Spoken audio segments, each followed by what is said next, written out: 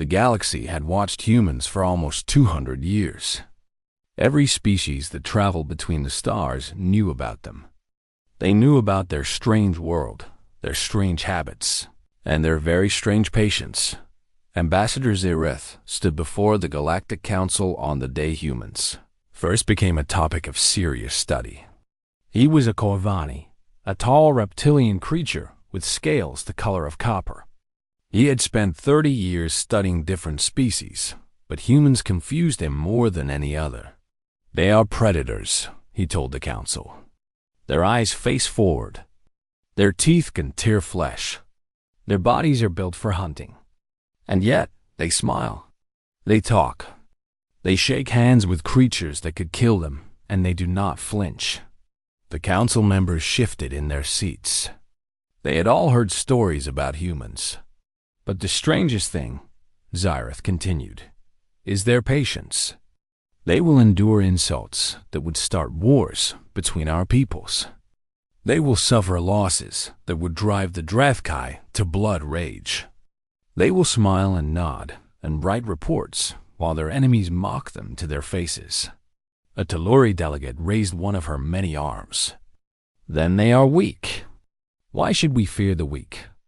Zyreth's eyes grew dark. Because their patience has a limit. And when that limit is reached, they become something else entirely. Something that makes the Drethkai look like children playing with sticks. Nobody laughed at his words. They had all seen the recordings from the Morthani border war, far from the council chambers. On a small space station called Velar 7, a human named Nate Bishop was proving the ambassador's point. Nate was 34 years old. He had brown hair that was starting to go gray at the sides and eyes the color of wet earth. He wore the uniform of the Terran Diplomatic Corps, and he wore it well. He had been stationed at Velar 7 for 3 years, handling disputes between species, managing trade deals, and keeping the peace in a sector where peace was hard to find. Today, he was dealing with the Drethkai. The Drethkai were insects. They stood 7 feet tall on 4 legs, with 2 arms ending in claws that could cut through steel. Their heads were nightmares of compound eyes and clicking mandibles. They had built their empire through violence and intimidation, and they had never met a species they could not bully into submission. They thought humans would be the same. Commander Krixdal of the Drethkai hegemony stood in Nate's office, his mandibles clicking with barely hidden contempt. Behind him stood 2 warriors, each carrying weapons that could punch holes through the station's hull. "Your cargo ship entered our space," Krixdal said. His translator turned his clicks and hisses into flat, mechanical words. "We have impounded it. The cargo is now property of the hegemony." Nate looked at the report on his desk. The cargo ship had been carrying farming equipment to a human colony. It had not entered Drethkai space. The navigation records proved this clearly. "Commander," Nate said, his voice calm and friendly, "our records show the vessel was in neutral territory. Perhaps there has been a misunderstanding?"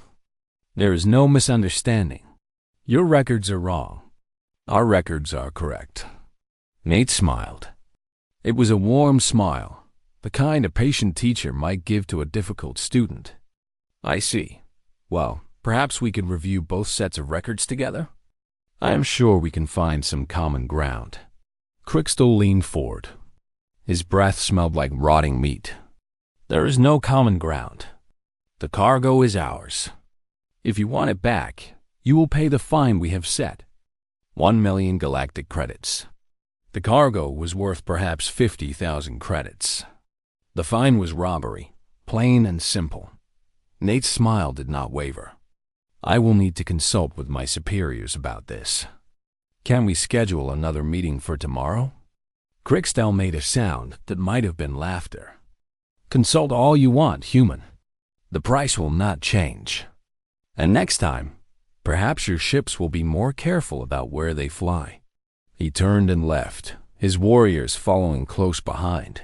Nate sat alone in his office for a long moment.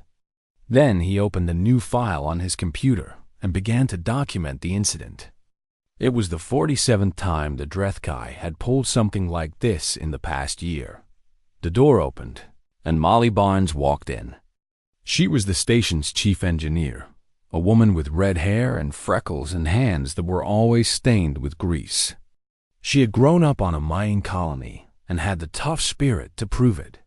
"Let me guess," she said, dropping into a chair. "They stole another ship." "Impounded," Nate corrected. "There is a difference, apparently." "There is no difference. They are thieves with a flag." She crossed her arms. "When are we going to do something about it?" "We are doing something. We are documenting everything. Building a case. A case for what?" "The Galactic Council will not help. They are too afraid of the Drethkai." Nate looked up from his computer. "Then we will help ourselves. When the time is right. And when will that be?" He did not answer. He just smiled and went back to his report. Danny Vance found Molly in the engineering bay an hour later.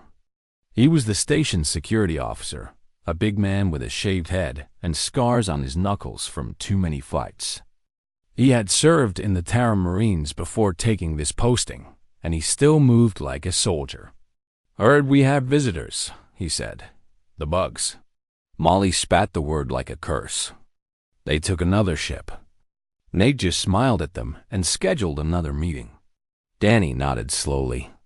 He had served with Nate before, on a colony world where things had gone very bad very quickly. He knew what that patient smile really meant. "He's keeping count," Danny said. "Count of what?" "Everything they do. Every ship they take. Every insult. Every threat." Danny leaned against the console, his eyes distant. "I saw him do this before on Kepler 7.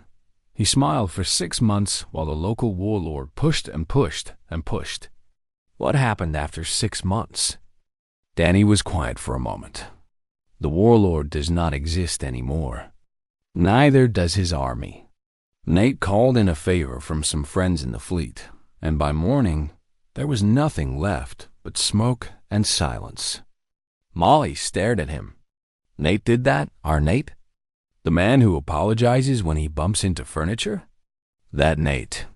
Danny pushed himself off the console. "The Drethkai think they are dealing with a pushover. They are wrong. They are dealing with a human who has not reached his limit yet, and when he does—" Danny smiled, and there was no warmth in it at all. "Then God help them, because no one else will." 3 months passed after the cargo ship incident. The Drethkai did not stop. They grew bolder. They delayed human supply ships at checkpoints for days at a time. They charged inspection fees that did not exist in any treaty. They accidentally damaged goods during searches, always apologizing with clicks that sounded like mockery. They spread rumors that humans were weak, that they would never fight back, that they were the galaxy's favorite victims. Nate documented everything. He smiled through every meeting. He filed reports that grew thicker with each passing week. Other species watched with growing worry. The Kovani traders, who used Velar 7 as a stopover point, began to leave earlier than planned. The Telluri merchants started keeping their ships fueled and ready. Even the peaceful Manathi, who had never seen war in their entire history, began to whisper among themselves. They had all read the histories. They knew what happened when humans stopped smiling. The breaking point came on a cold morning in the station's artificial. Calendar.Nate was eating breakfast in the common area when his communicator buzzed. It was a priority message from Terran Command. He read it 3 times. Then he set down his fork and stared at the wall for a very long time. Molly found him like that 10 minutes later. "Nate, what is wrong?" He handed her the communicator without speaking. She read the message. Her face went pale. "They took a medical ship," she whispered. "A medical ship heading to New Haven Colony. 12,000 colonists," Nate said. His voice was flat, empty. "They have a virus spreading through their water supply. Without those medical supplies, people will start dying in 2 weeks. Children first. The Drefkai cannot do this. Medical ships are protected under galactic law. They say the ship was carrying weapons hidden in the cargo. They say they are holding it for inspection. Nate finally looked at her. His eyes were different now, harder. The inspection could take months, they say, unless we agree to their new territorial demands. Molly felt a chill run down her spine. She had never seen Nate look like this before. What are you going to do? I am going to request a meeting with Commander Crickstill. He stood up, leaving his breakfast untouched. And I am going to ask him, very politely, to release that ship. The meeting was held in the station's main conference room. It was a large space with windows that looked out at the stars. Normally, Nate found the view peaceful. Today, he did not look at it. Crickstill arrived with 5 warriors instead of his usual 2. He wanted to make a statement about power. He wanted Nate to feel small and afraid. Nate sat alone on his side of the table. He had told Molly and Danny to stay away. This was something he needed to do himself. Commander Crickstill, he began. Thank you for meeting with me. The insectoid made a dismissive gesture with one claw. I am a busy creature, human. Make this quick. Of course. I am here to ask you, politely, to release the medical vessel you are holding. 12,000 human colonists depend on those supplies. Without them, people will die. Crickstill's compound eyes glittered. That is not my concern. Your ship entered our space with illegal cargo. We are within our rights to hold it. The ship was in neutral territory. Your own navigation beacons confirm this. And medical supplies are not weapons.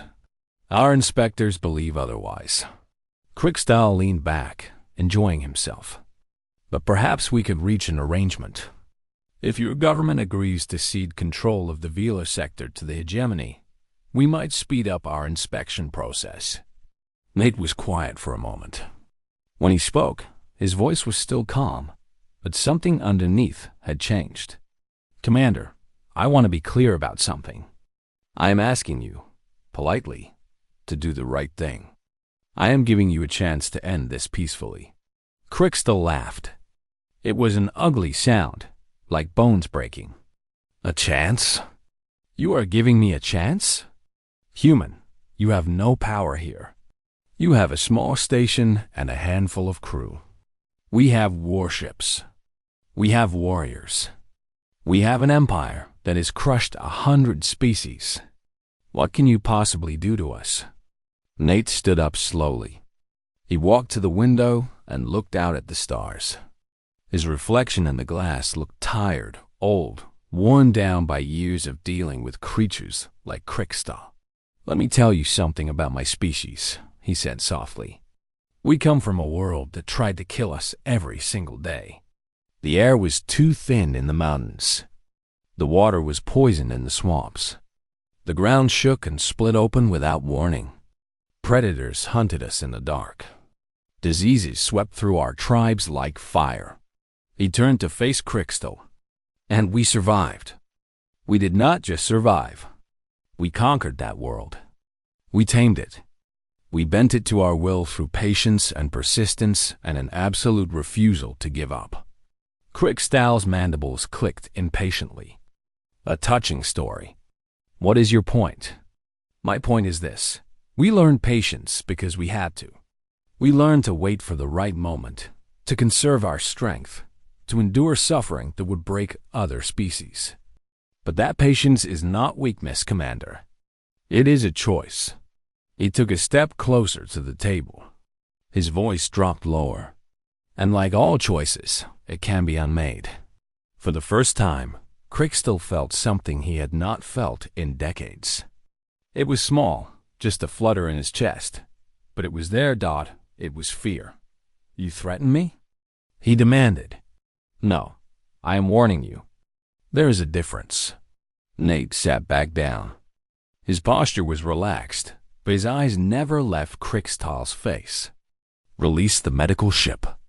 Do it now, and we can pretend the last 3 months never happened.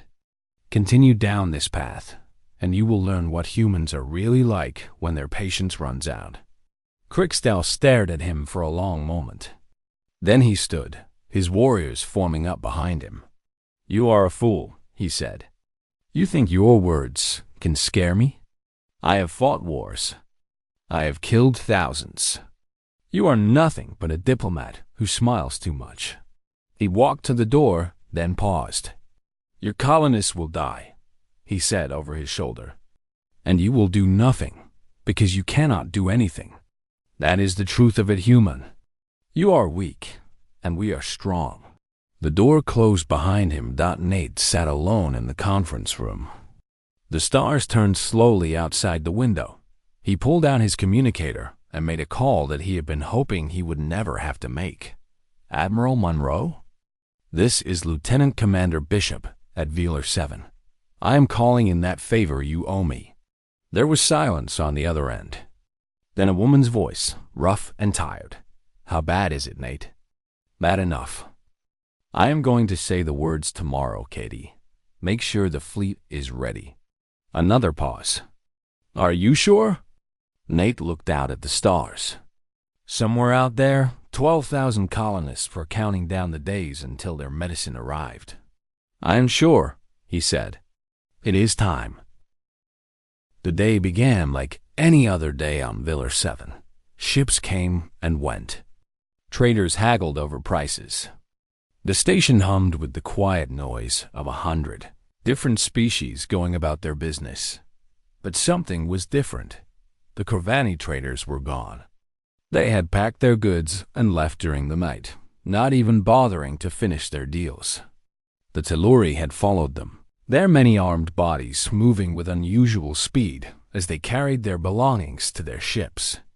Even the Manathi, who usually stayed for weeks at a time, had departed without saying goodbye. Danny noticed it first. He stood in the security office, watching the departure logs scroll across his screen. 37 ships left in the last 12 hours, he told Molly. No explanations. No forwarding addresses. Just gone. Molly looked up from her engineering console. They know something. Yeah, they know Nate called for another meeting with Crickstill today. So? He has meetings with that bug all the time. Danny shook his head slowly. Not like this. Word has spread through the station. Everyone is talking about what Nate said in the last meeting. About patience being a choice. About what happens when humans stop choosing it. Molly felt a chill run through her. You think today is the day? I think the other species believe it is. And they do not want to be here when it happens. The conference room was empty when Crickstill arrived. No aides, no guards. No witnesses from other species watching through the observation windows. Just Nate. Sitting alone at the table, Crickstill entered with his usual escort of warriors. He looked around the empty room with something like confusion. Where's everyone? He demanded. They left, Nate said simply. They knew what was coming. And what is coming, human? More talking? More polite requests? Crickstill made a sound of disgust. I grow tired of this. You called me here to waste my time again. I called you here to give you one last chance. Crickstill's mandibles clicked with amusement. A last chance? For what? Nate stood up. He moved to the window, as he had done before, looking out at the stars. But this time, his reflection showed something different. The tiredness was gone. The diplomatic warmth had vanished. What remained was cold, hard, and ancient. The medical ship, Nate said. Release it now. Walk away from this station. Never come back. Do these things, and you will live. Silence filled the room. Crickstill stared at the human's back. He had dealt with many species in his long career. He had seen them beg. He had seen them fight. He had seen them die. But he had never heard anyone speak like this. Not with threats or anger, but with simple, absolute certainty. "You dare to threaten me?" he finally said. Nate turned around. His eyes were empty of emotion, like windows looking into a dark room. "This is not a threat. This is a fact. I am telling you what will happen. The choice of what you do with that information is yours." One of Krikstal's warriors shifted nervously. He was younger than the others, less experienced. He had heard stories from older soldiers, stories about what humans could do when pushed too far. He had always thought they were exaggerations. Looking at Nate now, he was not so sure. Krikstal drew himself up to his full height. 7 feet of armored chitin and killing claws. "You are one human on a small station. I have 200 warships in this sector. What could you possibly do to us?" Nate smiled. It was not his usual warm, patient smile. This smile was thin and sharp, like a blade. "Commander, I have asked you politely. I have given you every chance to do the right thing. I have been patient, kind, and understanding for 3 years while you stole from my people, insulted my species, and tested my limits." He took a step forward. "Now I am done asking. Another step. Now I am done being patient." He stopped directly in front of Krikstal. Despite being a full 2 feet shorter than the insectoid, he did not look up. He looked through him. "Now," Nate said, his voice dropping to barely a whisper, "I am getting annoyed." The young warrior fled. He did not think about it. He did not make a conscious decision. One moment he was standing behind his commander, and the next he was running for the door, his weapon clattering to the floor behind him. The other warriors turned to watch him go with shocked disbelief. Then, one by one, they looked back at Nate. They saw what the young warrior had seen. They understood what he had understood. 2 more fled. Then, a third. Krikstal stood alone, his mandibles clicking in confusion and growing fear. "Come back," he shouted at his retreating warriors. "He's just one human. One small, weak human." "They know better," Nate said. "They have heard the stories. They know what those words mean." "What words? What stories?" Krikstal's voice was rising, losing its usual confidence. "You speak in riddles." Nate walked past him to the door. He paused with his hand on the frame. "Ask them," he said. "Ask any species in the galaxy what happens when a human says they are getting annoyed.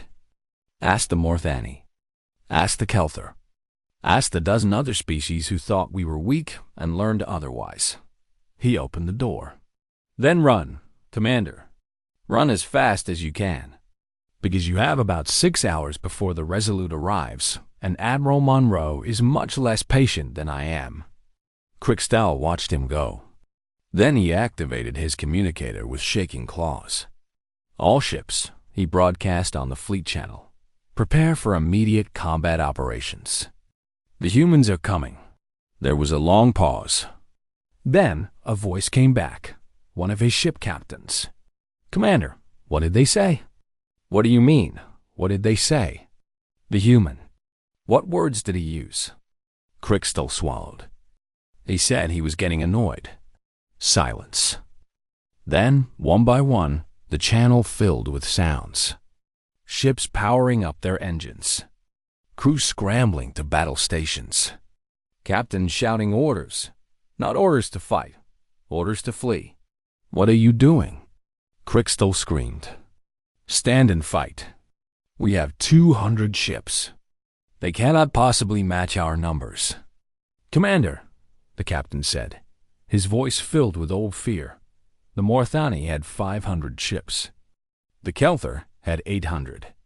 Numbers do not matter when humans stop being patient. The channel went dead.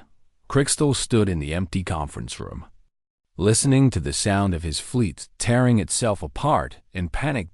Outside the window, the first Drethkai ships were already jumping to faster-than-light speeds, fleeing into the darkness between stars, running from 3 small words, spoken by a tired diplomat who had finally reached his limit.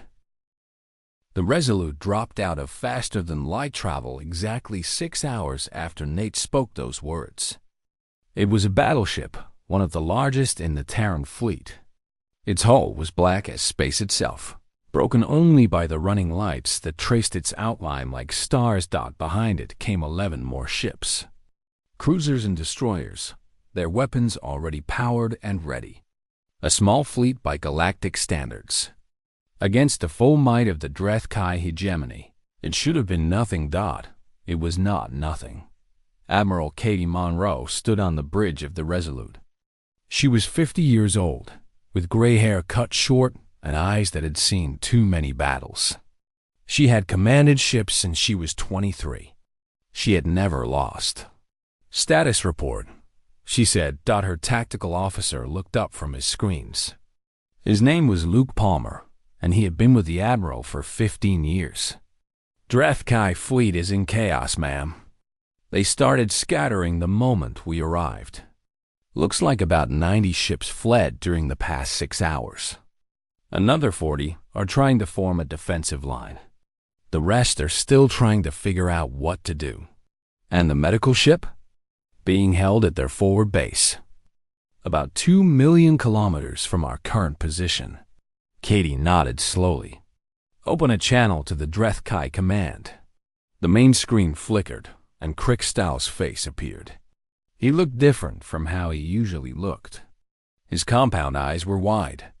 His mandibles twitched with nervous energy. He had the look of a creature who had just realized he was prey. "Admiral," he said, trying to sound confident, "I demand to know why you have invaded hegemony space. This is an act of war. You have something that belongs to us," Katie said. Her voice was flat, without emotion. "A medical ship carrying supplies to 12,000 colonists. I am here to take it back. That ship is being held for inspection. It carried illegal cargo. It carried medicine. Nothing else. Your inspectors know this. You know this." She leaned forward slightly. "I am not going to ask nicely, Commander. I am not going to negotiate. I am going to give you 1 hour to release that ship and withdraw your forces from the sector." Crickstall's mandibles clicked rapidly. "And if we refuse, then I will take the ship myself. And your fleet, or what is left of it, will learn why the galaxy fears annoyed humans." "You have 12 ships," Crickstall said, but his voice was shaking now. "We have over 100. You cannot win." Katie smiled. It was the same smile Nate had worn in the conference room, cold, sharp, utterly without mercy. "Watch." The channel closed. 53. Minutes passed in silence. The Drethkai tried to form a defensive formation around their forward base. 106 ships against 12. The mathematics were clear. The outcome should have been obvious. It was not. When the hour ended, Katie gave a single order: begin. What happened next would be studied in military academies for centuries. The Terran ships did not charge blindly into the enemy formation. They did not rely on numbers or brute force. They moved like a single organism, each ship knowing exactly where to be and when to be there. The Resolute led the attack. Its main guns fired in precise patterns, each shot hitting a critical system on an enemy ship. Engines, shields, weapons, one by one. The Drethkai vessels went dark. The cruisers swept around the flanks, cutting off escape routes. The destroyers hunted down any ship that tried to flee. It was not a battle. It was a surgical operation, performed by professionals who had been doing this for generations. Crickstall watched from his command ship as his fleet fell apart. "Return fire!" he screamed. "Target their lead vessel." His gunners tried. Their weapons fired. Their shots either missed entirely or splashed harmlessly against Terran shields. "They are too fast," one officer reported.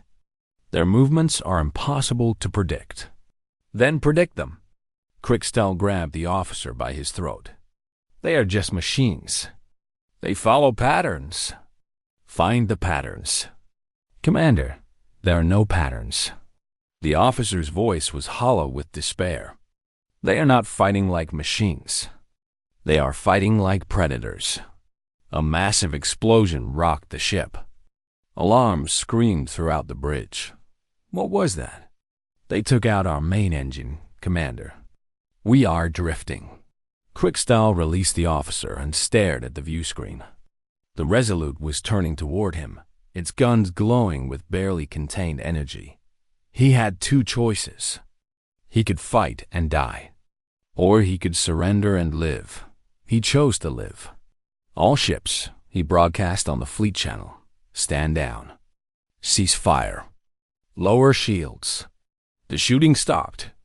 The Terran ships held their positions, weapons still ready but no longer firing. Katie's face appeared on the screen again. A wise choice, she said. Now release the medical ship. It is yours, Crickstall said. He had no pride left. Take it and go. Oh, we will take it. But we are not going. Not yet. She glanced at something off-screen. Your fleet has caused a lot of damage over the past 3 months. Stolen cargo. Delayed shipments. 12,000 colonists who nearly died because of your games. What do you want? Compensation. Full value of everything your people took, plus damages. And a formal apology from the Hegemony High Council, broadcast to every species in the galaxy. Crickstall's mandibles sagged. The Council will never agree to that. Then I suggest you convince them. Because until they do, my fleet stays here. And every day they delay, the price goes up. She paused. By the way, Commander, how many ships do you have left? He checked his screens.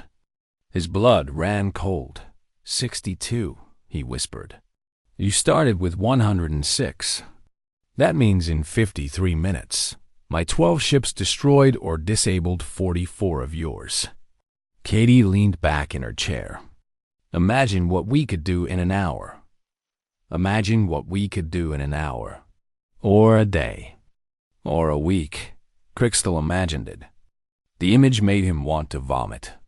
I will contact the High Council immediately, he said. Good. Oh, and Commander? Katie's voice softened slightly. This was us being annoyed. This was the gentle response. If you ever threaten human lives again, if you ever take another medical ship, if you ever give us a reason to come back here angry, there will not be a Drethkai hegemony anymore. She let that sink in. Do you understand? Crickstall understood. He understood completely. Yes, Admiral. I understand. The channel closed. 3 hours later, the medical ship was on its way to New Haven Colony. The supplies arrived just in time. Not a single colonist died, and the galaxy had learned its lesson once again. Do not make humans annoyed, because annoyed humans were the galaxy's most terrifying force, and angry humans were worse. 1 year passed after the incident at VELAR-7. The galaxy changed in that year. Not in big, obvious ways that everyone could see. The change was quieter, deeper, like water wearing away at stone. It happened in conference rooms and trading posts, in military academies and diplomatic schools. It happened in the way other species looked at humans, talked about humans, thought about humans. The Galactic Council met on a warm spring day to make it official. Ambassador Zyrus stood before the assembled delegates once again. He had spent the past year gathering evidence, interviewing witnesses, and studying every record of human behavior he could find. Now he was ready to present his conclusions. Fellow delegates, he began, 1 year ago, I stood before you and spoke of human patience. Today, I stand before you to speak of its limits. He activated a holographic display. Images appeared in the air. The Resolute carving through the Drethkai fleet. Human Marines liberating the medical ship. Crickstall's face as he surrendered. We all know what happened at Village 7. We all know how one human diplomat brought the HFY hegemony to its knees with 3 simple words. Zirith paused. But I do not believe we truly understand what those words mean. A Telluri delegate raised her hand. They mean humans were upset, surely. What more is there to understand? Everything. Zirith changed the display. Now it showed a timeline stretching back hundreds of years. I have studied human history. I have found a pattern. Every species that has ever attacked humans, threatened humans, or simply annoyed humans has faced the same choice. He pointed to different points on the timeline. The Morthani Collective. They attacked human colony ships for decades, killing thousands. Humans asked them to stop. They refused. Humans asked again, more firmly. They still refused. Then one day, a human commander said he was getting annoyed. The display showed what came next.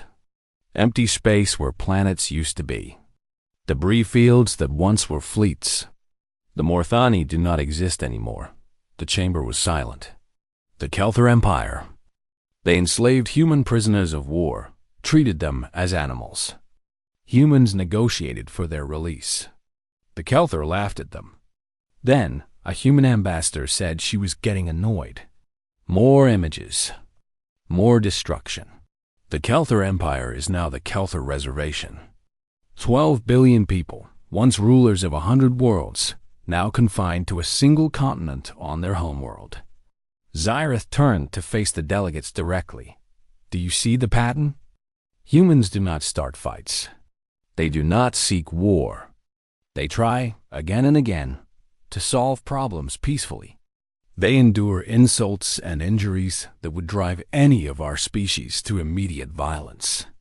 They smile and negotiate and compromise until there is nothing left to try. He took a deep breath. But when they say they are getting annoyed, it is over. Their patience has run out. And what follows is not war as we understand it. It is something else. Something absolute. Something that does not stop until the threat is completely, permanently eliminated. The chamber erupted in whispers. Zirith raised his hand for silence. I propose a new regulation. A warning that we will teach to every species that joins the galactic community. A rule that may save countless lives if it is followed. He spoke the words slowly and clearly. When a human says they are getting annoyed, you flee. You apologize. You give them whatever they want. You do everything in your power to restore their patience. Because if you do not, you will not get another chance. The vote was unanimous. Far from the council chambers, Nate Bishop returned to his post at VELAR-7. The station was busier than before. The Corvani traders had come back, bringing twice as many ships as they used to. The Telluri had established a permanent trading post. Even a few Manathi had set up a cultural exchange program. The HFY had not returned. Their ships gave the station a wide berth now, jumping the faster than light, before they came anywhere close. Nate was fine with that. He spent his days the same way he always had. Resolving disputes. Managing trade agreements. Smiling at everyone who came through his office door. He was patient and kind and understanding, just like he had always been. One afternoon, a young Corvani diplomat named Selaith knocked on his door. She'd been assigned to study human behavior, and Nate had agreed to be her subject. "May I ask you a question?" she said, settling into the chair across from his desk. "Of course." The incident with the HFY. Were you really that angry? Nate considered the question. He looked out the window at the stars. The same view he had stared at a year ago when everything changed. Angry? He said finally. "No, I was annoyed." "There's a difference." Selaith tilted her head. "What is the difference?" Nate turned back to her. He smiled his warm, patient, diplomatic smile. "If I had been angry," he said, "there would not be a HFY hegemony anymore." Selaith nodded slowly. She made a note on her datapad. adding another observation to her growing file on human behavior. Humans were strange, she wrote. They laughed at danger. They kept predators as companions. They consumed poisons for recreation. They had evolved on a world that tried to kill them every single day. And they had conquered it through patience and persistence and an absolute refusal to give up. But the strangest thing about them was their patience, Dot. It was not weakness. It was not cowardice. It was a choice, made fresh every day, to give others a chance to do the right thing. It was a gift, offered freely to every species they met, and when that gift was refused, when that patience was exhausted, when a human finally said those three terrible words, then all the kindness and warmth and understanding vanished like morning mist. Dot. What remained was something old and cold and merciless, something that had clawed its way up from the mud of a death world, something that had fought for survival every single day for millions of years, and had won every single time. Every species knew the rule now. Dot. When a human said they were getting annoyed, you ran. You ran as fast as you could, and you prayed that you were fast enough. Dot. Because if you were not, there would be no second chances. There would be no mercy. There would only be the cold, efficient fury of a species that had never learned how to lose. And that, Soleil thought as she finished her notes, was the most terrifying thing in the galaxy. Not their weapons, not their ships, not their soldiers, their patience, because patience that great could only belong to a species that knew, with absolute certainty, that when it finally ran out, nothing in the universe could stand against them. She closed her datapad and left the office, bowing politely to Nate as she went. He smiled and waved goodbye. Then he turned back to his work, patient as ever, waiting to see who would be foolish enough to test humanity next. Somewhere out there, someone always was, and Nate would be ready. He always was.